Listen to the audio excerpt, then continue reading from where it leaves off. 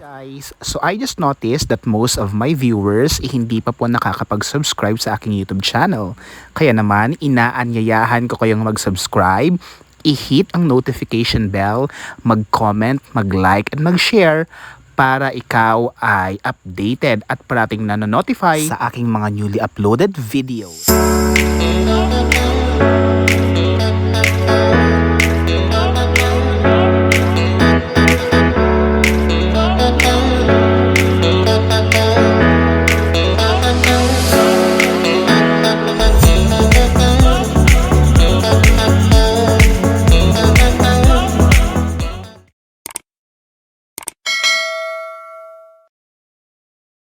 At bago tayo magsimula ay shoutout muna tayo sa ating mga bagong subscribers.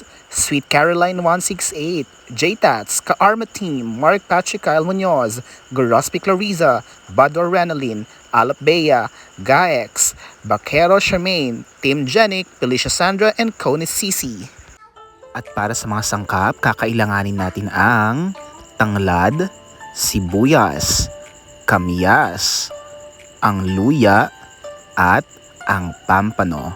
Para sa ating gulay, kailangan natin ng sitaw, sili, talong, at patis. Tara't simulan na nating magluto.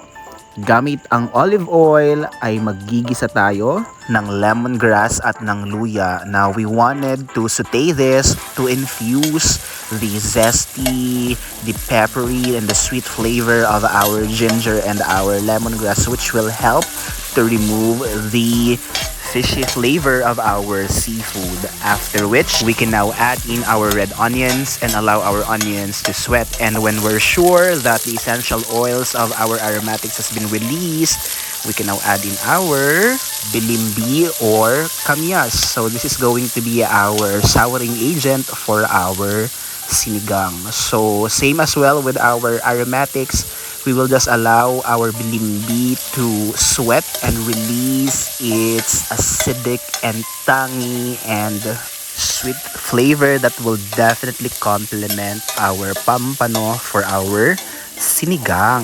Now, we're now putting in half of our green chilies to release some kick of spice for our sinigang. And we're now adding in our pampano slices.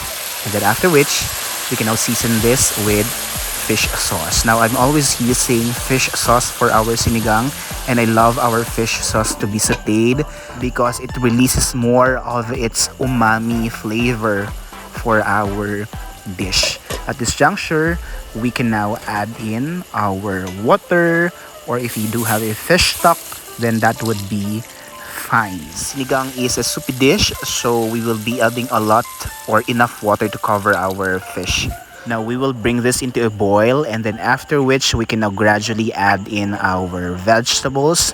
And let's start it with our string beans. Then cover and allow it to continually boil. Then after which, we can now add in our few slices of eggplants and our remaining green chilies.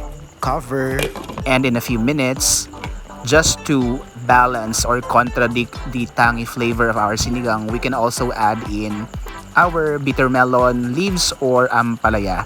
So, comment guys below kung sino dyan ang naglalagay ng ampalaya sa kanilang mga sinigang. It's good. You have to try. There's a nice contrast of slight bitter flavor and the sour or tangy flavor from our bilimbi or KAMIAS. And we're good with our pampano sinigang.